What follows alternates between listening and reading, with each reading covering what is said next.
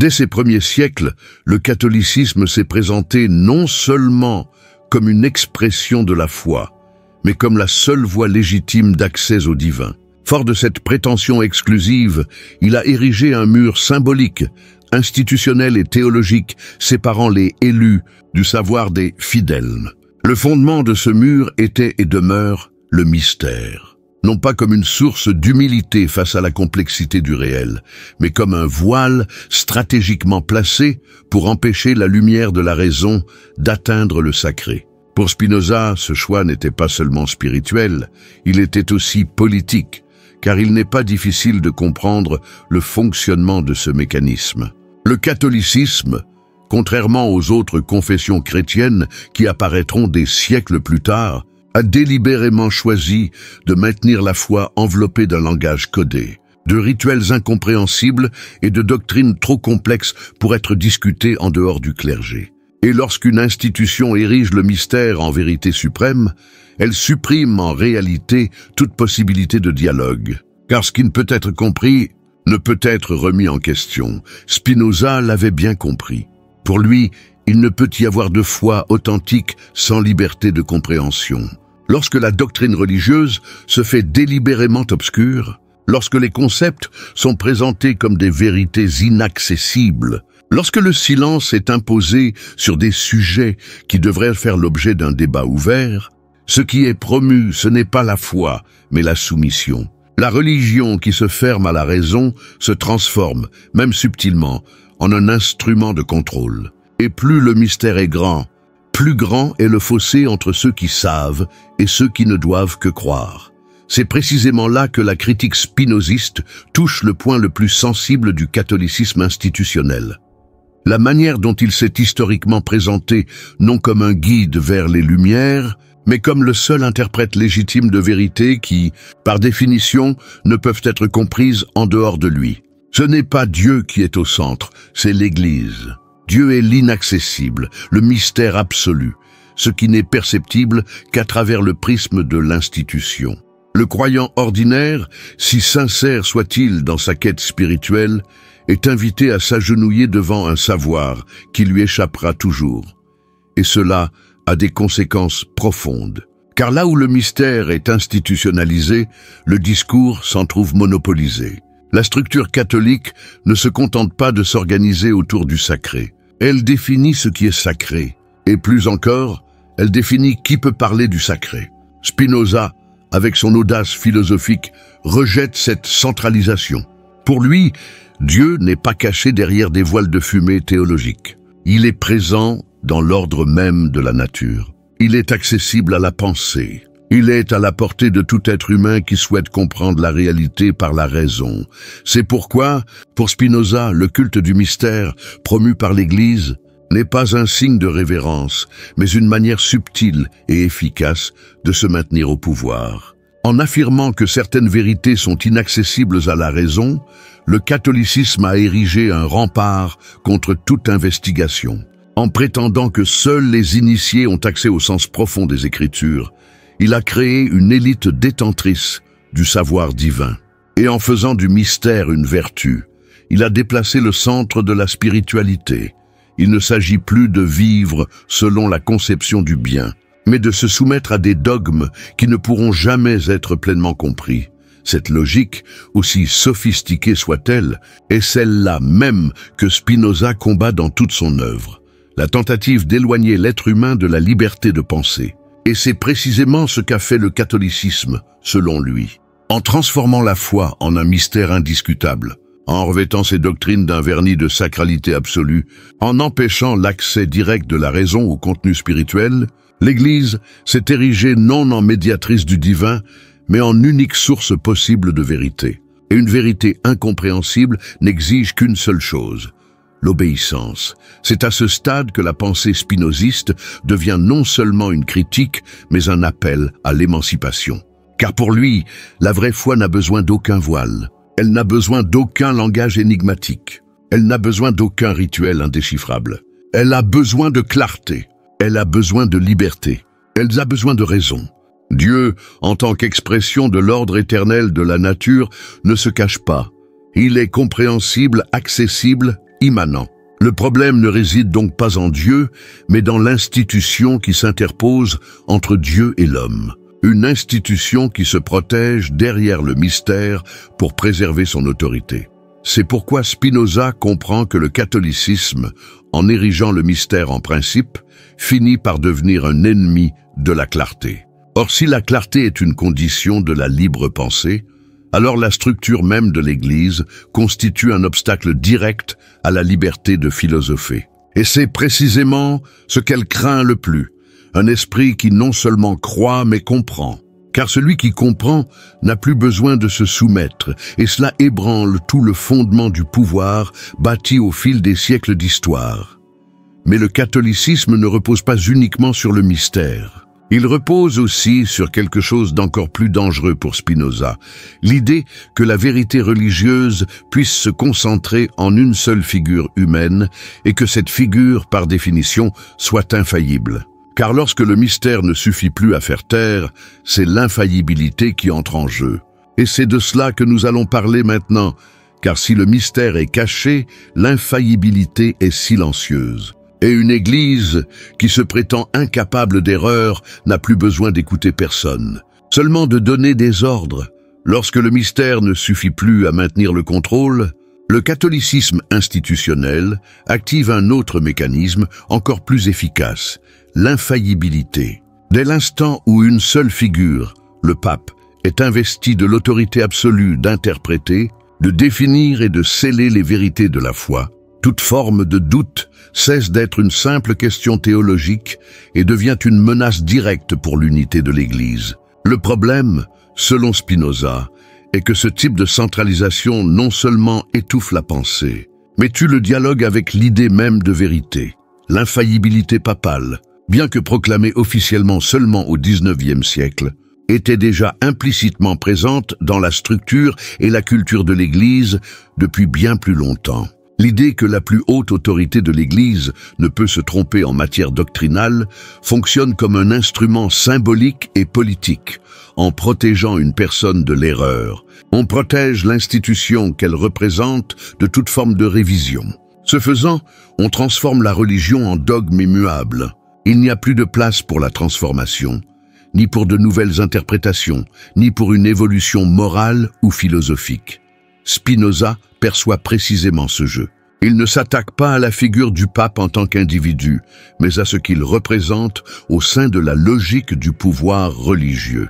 Car lorsqu'une seule voix s'élève, au nom de la vérité, toutes les autres deviennent du bruit. La théologie devient un monopole. Le discours religieux se replie sur lui-même, et les fidèles sont réduits au rôle de récepteurs, non plus sujets spirituels, mais disciples. Des disciples obéissants.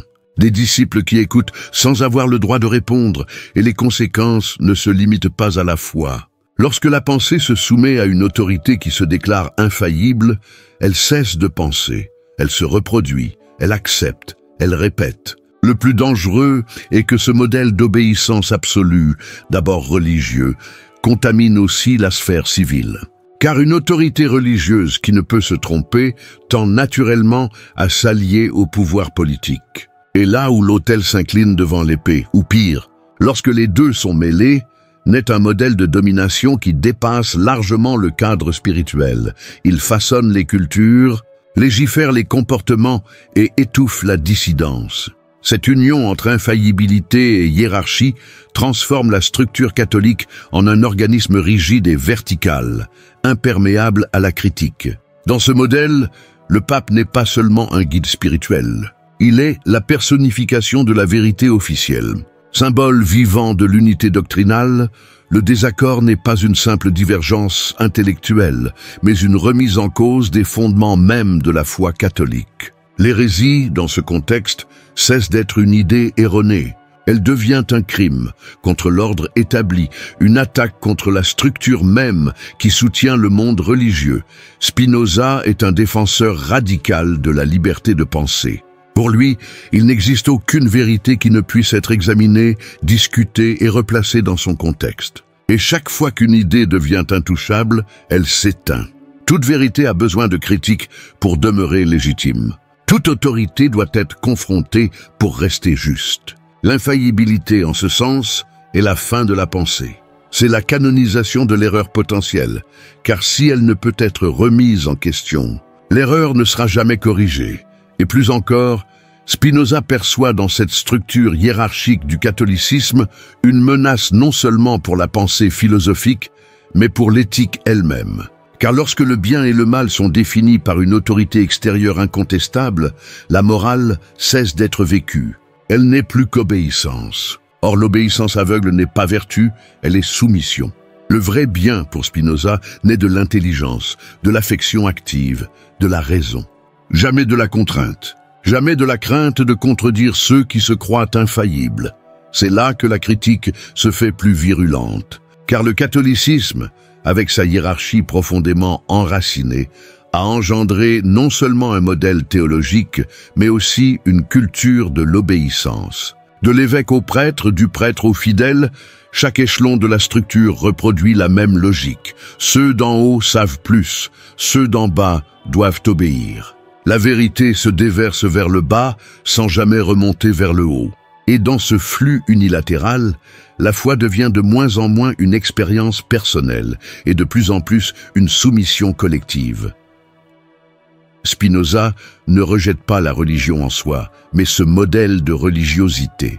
Un modèle où l'esprit est remplacé par la norme, où la recherche cède la place à l'ordre, où la liberté de penser est sacrifiée au nom d'une stabilité qui, en réalité, n'est que crainte du changement. Car celui qui détient la vérité craint le doute, et celui qui craint le doute se doit d'étouffer la raison. Et c'est précisément à ce stade que l'Église, en se protégeant de l'erreur, se prive de la possibilité de connaître. Car la véritable connaissance exige l'ouverture, elle exige l'écoute, elle exige la prise de risque. Et rien de tout cela n'est possible là où tout est déjà décidé, là où la vérité a déjà été proclamée. Et là où toute déviation est perçue comme une menace pour l'intégrité de la foi, Spinoza nous invite à emprunter une autre voie. Une voie où nul ne détient le droit à la vérité, mais où chacun peut la rechercher librement. Une voie où l'autorité ne réside pas chez celui qui parle le plus fort, mais chez celui qui comprend le mieux. Une voie où la spiritualité n'est pas soumission à une hiérarchie, mais expression d'une vie vécue avec lucidité, éthique et joie. Mais cette proposition n'est envisageable que lorsque l'attrait de l'autorité absolue est rompu. Et cette rupture exige une profonde remise en question de la manière dont la religion se présente au monde. Car le problème réside non seulement dans le contenu des doctrines, mais aussi dans la façon dont elles sont perpétuées, par des symboles, des rituels et des gestes répétés qui créent un sentiment de sacralité automatique. Et c'est ce que nous allons explorer ensuite. Car pour Spinoza, le catholicisme a aussi créé un véritable théâtre du sacré, où l'expérience spirituelle a été peu à peu remplacée par un culte des formes. Une foi mise en scène, mais qui ne transforme plus. Une foi qui s'agenouille, mais qui ne comprend plus.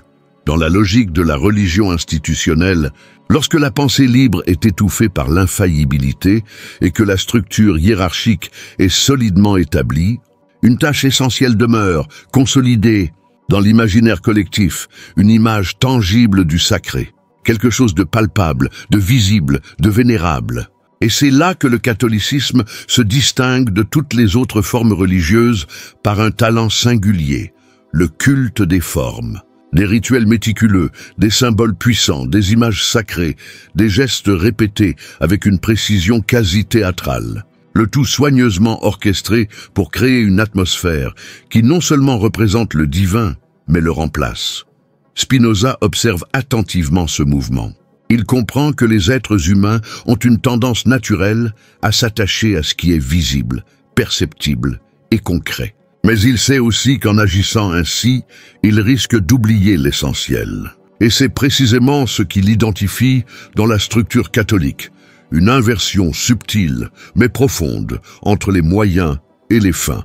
Les rituels, qui devraient servir à exprimer une expérience spirituelle intérieure, finissent par être traités comme l'expérience elle-même. La forme se substitue à la substance. Le geste devient plus important que l'intention. Le symbole plus puissant que l'idée qui l'a engendré. Pour Spinoza, cela représente une perversion de l'essence même de la religiosité. Car une foi qui se nourrit uniquement d'images, de sons, d'odeurs et de répétitions n'invite pas à la compréhension, mais seulement à une contemplation passive. Et contempler sans comprendre, selon lui, est une forme déguisée de stagnation spirituelle. L'âme ne s'élève pas par le contact de l'encens ou l'éclat de l'or sur l'autel. Elle s'élève lorsqu'elle comprend, lorsqu'elle agit avec lucidité, lorsqu'elle se connecte à l'ordre rationnel de la nature, qui pour lui est la véritable manifestation de Dieu. Le catholicisme, cependant, a investi massivement dans l'esthétisation de la foi. Cathédrales immenses, liturgie en latin, vêtements liturgiques somptueux, sacrements entourés de rites complexes, tout cela construit un scénario où les fidèles se sentent petits, ignorants, dépendants.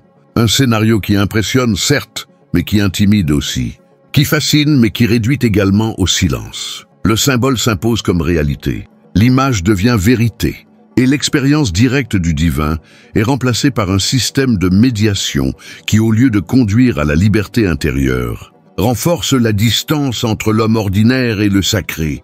Spinoza perçoit cela comme une forme de distraction, une distraction qui détourne l'attention de la véritable éthique, celle qui naît de l'effort de comprendre et d'agir librement. La foi se mue en performance, en rituel, en spectacle. Et dans ce spectacle, le croyant n'est pas le protagoniste, mais un spectateur. Le salut, qui devrait être le fruit d'une transformation intérieure, est promis comme la récompense d'une participation correcte au rituel approprié, accompli par les bonnes personnes aux bons endroits. Ce qui importe, ce n'est pas la compréhension, mais la répétition. Ce qui importe, ce n'est pas l'être, mais le paraître. Pour Spinoza, il ne s'agit pas d'un simple problème théologique, mais d'un appauvrissement de l'expérience humaine. Car en s'enrichissant de la liturgie, l'Église soustrait à l'individu la responsabilité et la liberté d'entrer en relation directe avec la réalité divine. Le sacré devient distant, médiatisé, bureaucratisé. L'homme cesse de chercher Dieu dans l'ordre des choses, dans la clarté de la pensée, dans l'harmonie des affections, et se met à le chercher dans les objets, les cérémonies et les autorités extérieures. Il en résulte une religiosité qui demeure vivante en apparence, mais morte intérieurement. Une foi qui s'agenouille, qui prie, qui s'émeuve devant l'autel, mais qui ne questionne pas, ne comprend pas, ne se transforme pas. L'éthique spinoziste n'a pas sa place dans ce système, car elle exige une action consciente, la liberté de penser, une rationalité active. Et tout cela est étouffé lorsque la foi se réduit à un ensemble de pratiques mémorisées et automatiques, déconnectées de la raison. De plus, Spinoza montre comment cette esthétique de la foi peut masquer l'absence d'essence. Car plus on s'attache à la forme, plus on tente de compenser le manque de contenu intérieur. L'Église, au fil des siècles, a perfectionné ce procédé. Elle a créé un univers visuel et sonore impressionnant, mais qui sert souvent à dissimuler l'absence d'une spiritualité vivante. Et les fidèles, subjugués par la beauté du rite, ne réalisent pas qu'ils s'éloignent de leur propre capacité de compréhension. C'est pourquoi, pour Spinoza, ce culte des formes s'inscrit dans la continuité d'un même dessein, maintenir les fidèles dans un état de dépendance. L'infaillibilité étouffe la raison. Le mystère entrave la compréhension et les rituels comblent le vide laissé par ces absences. Tout paraît profond, mais rien n'est expliqué. Tout paraît élevé, mais rien n'est compris. Et dans ce contexte, le véritable acte spirituel, la pensée par soi-même, est découragé, voire interdit.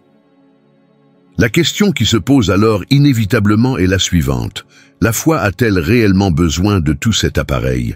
Dieu doit-il être représenté par des symboles de plus en plus éloignés de la vie concrète? Le sacré n'est-il pas bien plus proche, dans les affections que nous comprenons, dans les relations que nous tissons, dans la raison que nous exerçons? Spinoza répond clairement, oui, c'est plus proche. Et c'est précisément pour cette raison que tout ce qui nous éloigne de cette expérience directe doit être remis en question. Les rituels peuvent avoir une valeur symbolique, mais ils ne doivent jamais se substituer à la compréhension.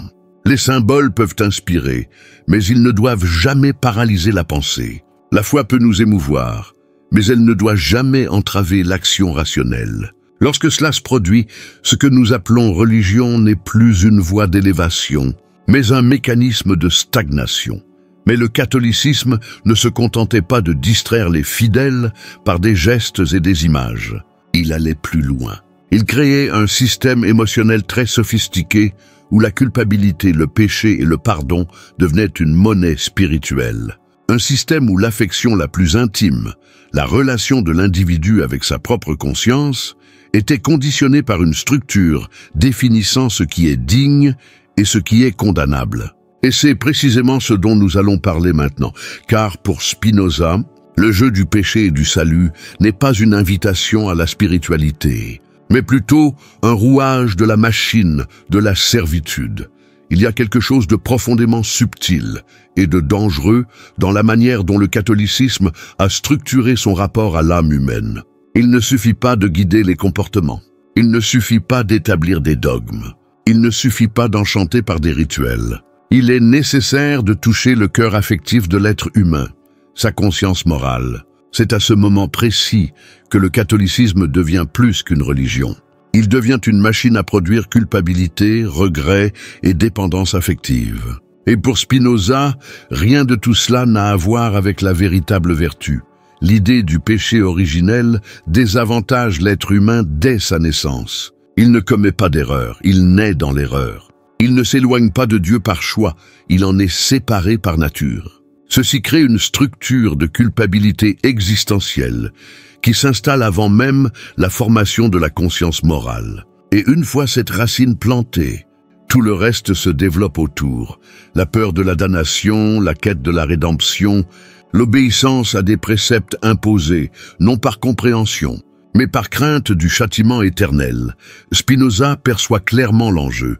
La liberté intérieure est remplacée par une relation de dette permanente. L'être humain naît de cette dette envers Dieu, envers l'Église, envers le salut. Cette dette, bien sûr, ne peut être acquittée par soi-même. Elle requiert une médiation.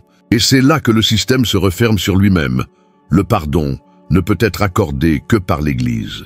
La confession n'est valable que devant un prêtre. L'absolution dépend d'un rituel, d'une formule, d'une autorité extérieure qui a le pouvoir de purifier l'âme, mais non de la libérer. Car pour Spinoza, la véritable libération ne peut provenir que de la connaissance, de la compréhension rationnelle des affections, de la compréhension des causes de la souffrance. Elle ne provient ni d'un repentir aveugle, ni d'une culpabilité imposée, ni d'un pardon acquis par des rites et des pénitences. Le catholicisme, selon lui, a créé un cercle vicieux où le péché est inévitable, la culpabilité permanente et le salut uniquement possible par la médiation. C'est une structure émotionnelle parfaite pour maintenir les fidèles dans un état de dépendance perpétuelle. Le plus pervers, c'est que cette dépendance soit présentée comme une vertu. Humilité, soumission, repentir, toutes ces attitudes sont louées comme des signes de sainteté. Mais Spinoza renverse la perspective. Il montre que ce type d'humilité n'est souvent que l'autre face de l'ignorance. Une ignorance cultivée, encouragée, enracinée au cœur même du système religieux. Les fidèles ne sont pas invités à comprendre leurs affections. On leur apprend seulement à les réprimer, à éprouver de la honte pour le désir, de la peur du doute, de la culpabilité pour leur propre humanité. Plus la culpabilité est grande, plus le besoin de rédemption est fort. Plus le péché est grand, plus le besoin de pardon est grand. Plus la peur est intense, plus l'obéissance est grande. C'est un cercle vicieux émotionnel qui s'auto-alimente et qui a des conséquences concrètes dans la vie de l'individu.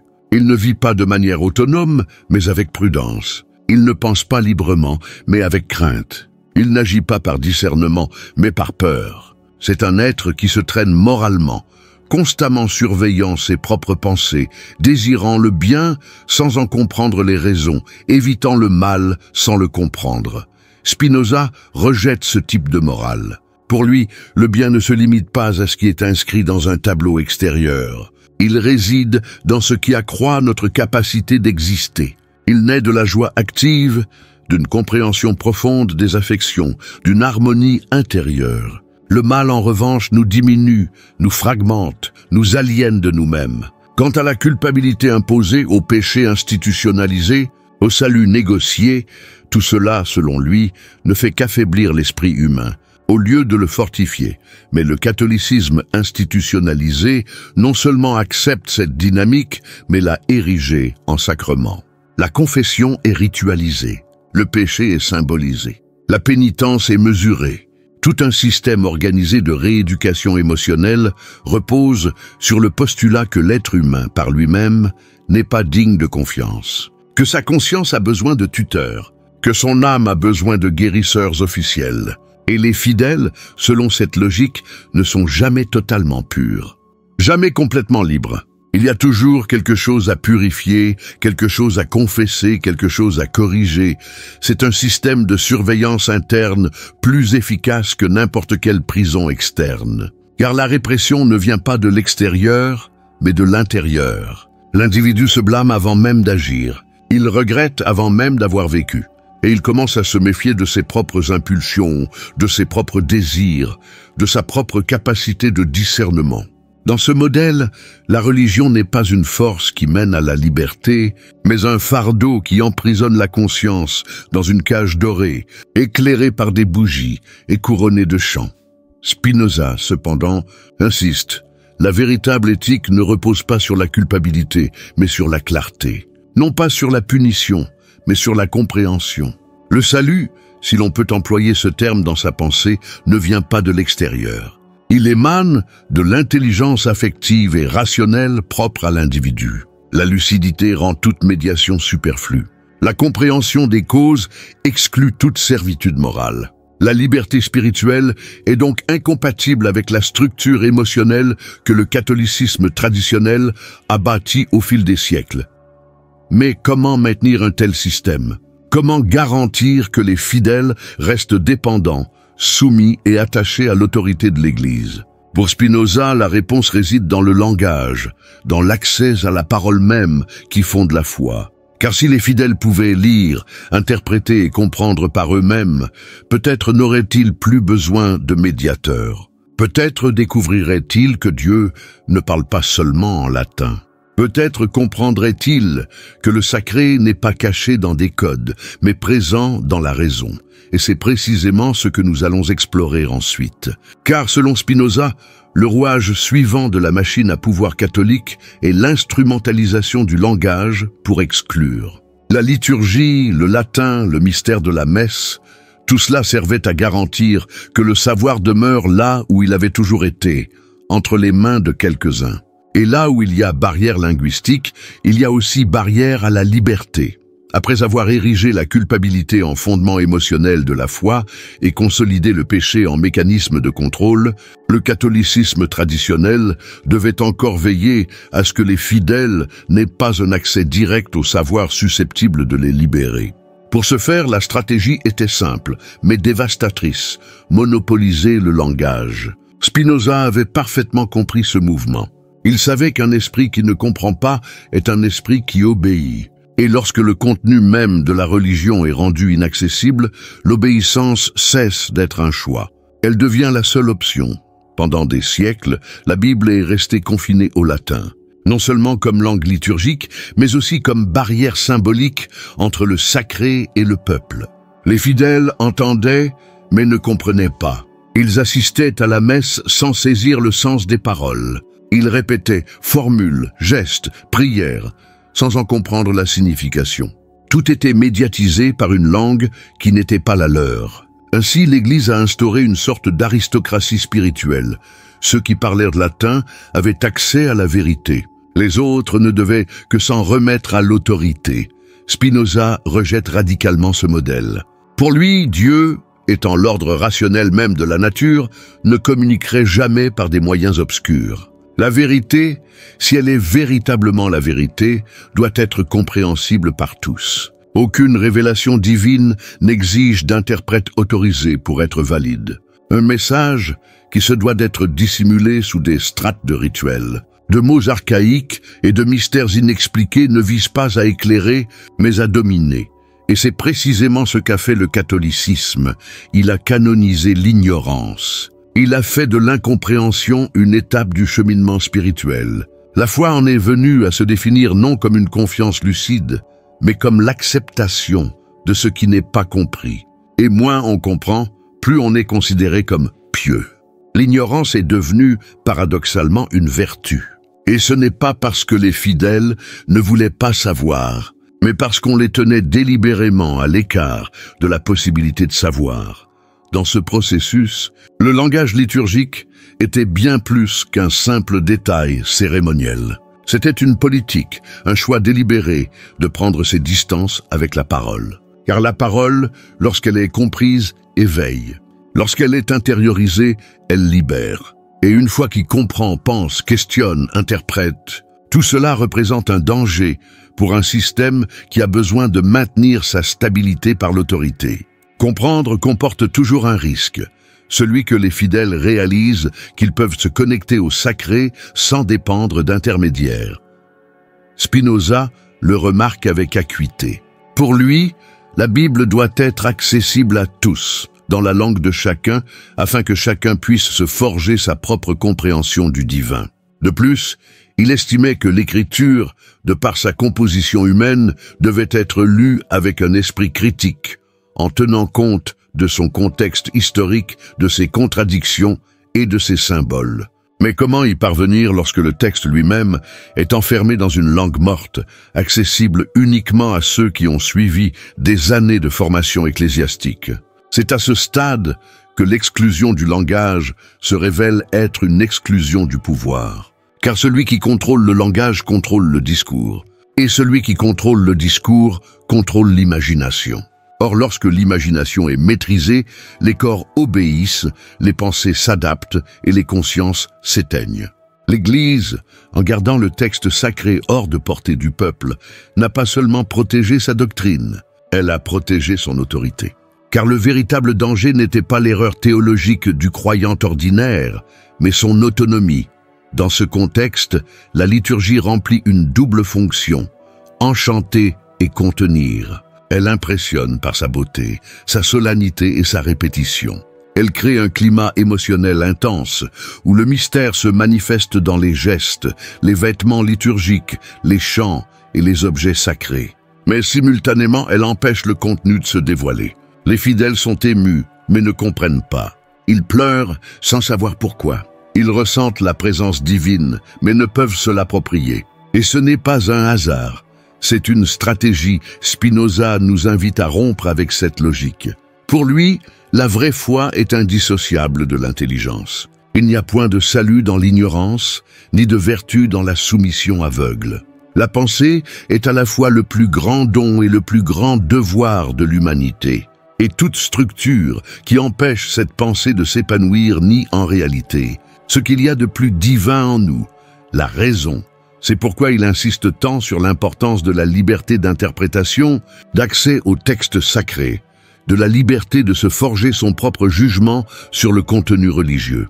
Il ne s'agit pas de relativiser la spiritualité, mais de la replacer dans son espace légitime, celui de l'expérience consciente. Et cela n'est possible que lorsque le savoir est partagé, lorsque le langage est accessible, lorsque le sacré est descendu du piédestal de l'exclusivité cléricale et replacé dans le monde, dans la vie commune, dans la compréhension simple. Mais il existe une raison encore plus profonde, expliquant pourquoi l'Église a maintenu si longtemps ce modèle d'exclusion. Il garantit non seulement une domination spirituelle, mais aussi un contrôle social. Car lorsque la foi devient incontestable, elle devient l'instrument parfait pour justifier le pouvoir temporel. La religion qui empêche les gens de lire les empêche aussi de résister. Et c'est précisément à cette intersection entre foi et pouvoir politique que le catholicisme a atteint son apogée. Et c'est ce que nous allons aborder ensuite. Car le catholicisme ne se contentait pas de guider les consciences. Il gouvernait aussi les royaumes. Son influence ne se limitait pas à l'autel, elle s'étendait jusqu'au trône. Et lorsque le sacré s'allie au pouvoir civil, ce qui n'est pas la foi, mais la domination. Pendant des siècles, le catholicisme ne s'est pas limité au domaine de la foi. Il n'a pas seulement façonné les consciences, ni seulement modelé les morales. Il a aussi exercé un pouvoir concret. Il a forgé des alliances, défini des lois, légitimé les couronnes, mené des guerres, jugé les rois. La frontière entre l'autel et le trône était souvent inexistante. Et cette fusion entre l'Église et l'État, si manifeste dans l'histoire européenne, n'a pas échappé à Spinoza. Au contraire, il l'a dénoncée comme l'une des formes de domination les plus dangereuses jamais conçues. Car une religion qui guide, inspire et donne un sens à la vie est une chose. Une religion qui légifère, punit et utilise le droit civil pour imposer sa doctrine en est une autre. C'est précisément ce qu'a fait le catholicisme. Il s'est intégré au tissu politique même de l'Europe. Et lorsqu'une institution spirituelle se transforme en pouvoir temporel, elle cesse d'agir selon la vérité et commence à agir selon l'opportunisme. Spinoza le percevait clairement. Il savait que sous l'apparence d'une unité spirituelle se cachait un vaste projet politique. Un projet où les rois régnaient avec la bénédiction de l'Église et où l'Église régnait sous la protection des rois. Un projet où les lois civiles étaient inspirées par le dogme religieux et où la désobéissance doctrinale pouvait être punie d'emprisonnement, d'exil, voire du bûcher. Le tribunal n'était pas seulement juridique, il était aussi théologique. Et l'hérésie, qui aurait dû n'être qu'une divergence d'interprétation, devenait un crime contre l'État. La critique de Spinoza sur ce point est pertinente. Lorsque la religion se politise, elle perd son essence. Le sacré se mêle au calcul. La spiritualité s'incline devant la raison d'État. Et la foi, au lieu d'être un choix intime et libre, devient une obligation publique, institutionnelle. L'individu ne peut plus penser différemment sans courir un réel risque. Dans ce modèle, la religion est une doctrine armée, dotée de lois et de tribunaux. Une doctrine militarisée. Le résultat est clair, la répression. L'alliance entre l'Église et l'État a engendré l'un des systèmes de contrôle social les plus efficaces jamais vus. Il ne suffisait plus d'obéir à la loi, il fallait croire correctement. Il ne suffisait plus de payer ses impôts, il fallait professer sa foi. Le salut devint une condition d'accès à la citoyenneté. Et ceux qui pensaient différemment étaient systématiquement éliminés, réduits au silence ou convertis de force. Ce n'est pas un hasard si les plus grands penseurs de l'époque moderne, comme Spinoza lui-même, ont vécu sous une surveillance constante, accusés de subversion pour avoir osé penser librement. Pour Spinoza, cette union entre l'autel et l'épée est la négation de tout ce qui confère à la vie humaine sa dignité. Car elle détruit l'espace de la divergence. Elle empêche la coexistence des croyances. Et pire encore, elle transforme la religion en arme de guerre. Ce fut le cas lors des croisades. Ce fut le cas lors de l'Inquisition. Ce fut le cas lors des guerres de religion qui ravagèrent l'Europe. Dans tous ces épisodes, le nom de Dieu fut utilisé pour justifier la domination d'un groupe sur un autre, l'extermination de la différence, l'imposition d'un modèle unique de vie et de pensée. Mais la critique de Spinoza dépasse la simple dénonciation historique. Elle propose également une séparation radicale entre la foi et la politique. Il estimait qu'une société juste ne peut exister que là où le pouvoir civil est indépendant de la religion. Là où les lois sont élaborées sur la base de la raison, de l'expérience et de la justice humaine, et non sur la révélation, le dogme ou l'autorité divine. Non pas que la religion soit dénuée de valeur, mais parce qu'elle s'exerce dans un champ qui doit être libre et intime et non coercitif. Lorsque l'État s'approprie la religion ou lorsque la religion s'approprie l'État, naît un monstre à deux têtes, l'une prétendant représenter Dieu, l'autre détenant le monopole de la force. Ceux qui vivent sous ce régime ne sont pas des citoyens, mais des sujets. Leur liberté n'est pas garantie. Elle est tolérée, et seulement dans la mesure où elle ne provoque pas de trouble. Leur foi n'est pas un choix, mais une imposition. Et leur spiritualité, si elle veut être authentique, devra survivre dans le silence le plus profond. Spinoza propose le contraire. Pour lui, une société véritable est celle où chacun peut penser, croire et exprimer librement sa volonté, sans crainte. L'État doit garantir cette liberté et non la réglementer. La religion doit s'épanouir dans la sphère privée, symbolique et éthique, et non occuper l'espace de la législation, du châtiment et de la coercition. Et c'est révolutionnaire. Car la plupart des systèmes religieux institutionnalisés au cours de l'histoire n'ont pas su ou n'ont pas voulu renoncer au pouvoir temporel. La tentation de gouverner, de légiférer, de déterminer le cours de la société au nom de Dieu a toujours été trop forte. Mais Spinoza nous rappelle, là où le pouvoir s'exerce au nom de Dieu, la violence s'exerce au nom de la foi. Là où le trône et l'autel sont confondus, la justice se soumet à la doctrine. Et là où le sacré devient loi, la liberté meurt, étouffée. C'est là la critique centrale que Spinoza adresse à la religion politiquement organisée. Et c'est aussi ce qui rend sa philosophie si dangereuse pour les systèmes qui reposent sur cette alliance. Car non seulement il pense différemment, mais il propose un modèle de société où la pensée différente est possible. Un modèle où la liberté de penser n'est pas tolérée avec suspicion, mais célébrée comme le fondement de la coexistence éthique. C'est précisément pourquoi le catholicisme institutionnalisé considérait la liberté de penser comme sa plus grande menace. Car elle rompt le cycle. Elle rompt avec la dépendance. Elle désamorce la peur. Quand l'individu pense par lui-même, il n'a plus besoin de la médiation de l'Église. Il n'a plus besoin de la tutelle de l'État religieux. Il ne vit plus sous le poids de la culpabilité, ni sous le voile du mystère. Il vit tout simplement en pleine conscience, en toute autonomie, avec courage. C'est ce dont nous allons parler maintenant. Car pour Spinoza, en fin de compte, le véritable hérétique n'est pas celui qui renie la foi, mais celui qui ose la comprendre. Dans une société façonnée par la fusion du pouvoir et de la religion, où le sacré s'est mué en loi et le mystère en rempart contre la connaissance. Penser librement est plus qu'un risque. C'est un défi silencieux à la structure même qui soutient le monde. Et c'est précisément ce qu'a fait Spinoza. Non par l'épée, non par des proclamations violentes, mais par une force bien plus puissante, la liberté de philosopher. Et c'est pour cette raison qu'il est devenu un ennemi invisible, un hérétique sans enjeu, un danger imperceptible, mais palpable. Spinoza n'écrivait pas contre Dieu. Il s'opposait à la déformation de l'idée de Dieu. Il n'écrivait pas contre la foi. Il s'opposait à l'instrumentalisation de la foi comme outil de domination.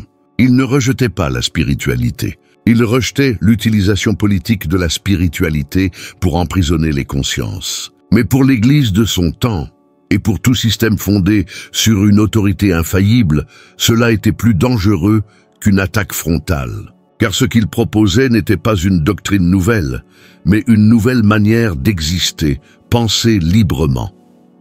Et quand on pense librement, toutes les certitudes vacillent. La foi imposée perd de sa force, le dogme de son autorité, la hiérarchie de son sens. Le croyant qui philosophe ne se contente plus des réponses toutes faites. Il veut comprendre, il veut aller plus loin. Il veut toucher le réel de ses propres mains et non se contenter d'entendre parler de Dieu à travers les paroles d'autrui. Il veut comprendre. Et ce désir est, pour Spinoza, le plus sacré de tous. Mais c'est précisément ce désir qui, à travers l'histoire, a été considéré comme une hérésie. Penser par soi-même a toujours été mal vu par les autorités religieuses. On l'a toujours confondu avec la rébellion, la déviance, l'orgueil, car un esprit qui pense ne se plie pas facilement. Et une foi née de la raison est plus difficile à contrôler. C'est pourquoi les grands penseurs de l'histoire, dont beaucoup étaient profondément spirituels, ont été persécutés, réduits au silence ou canonisés seulement après leur mort. Lorsqu'ils ne représentaient plus une menace, Spinoza le comprenait.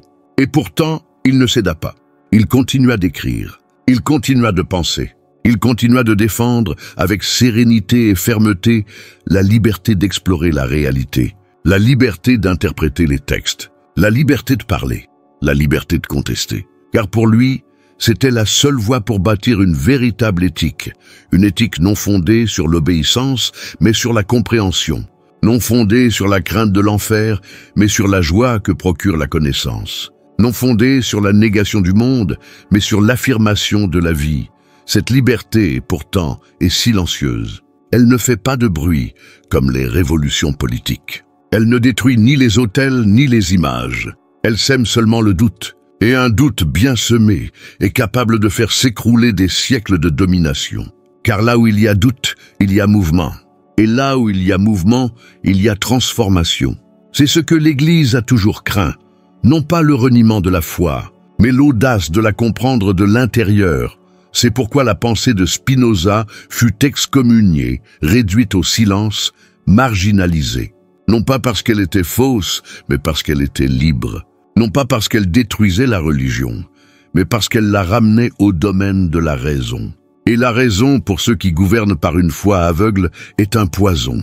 Car la raison n'accepte pas les dogmes sans explication. La raison ne se soumet pas à l'autorité.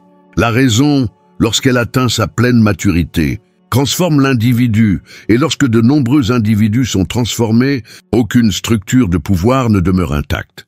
Et c'est peut-être là le véritable sens de l'hérésie.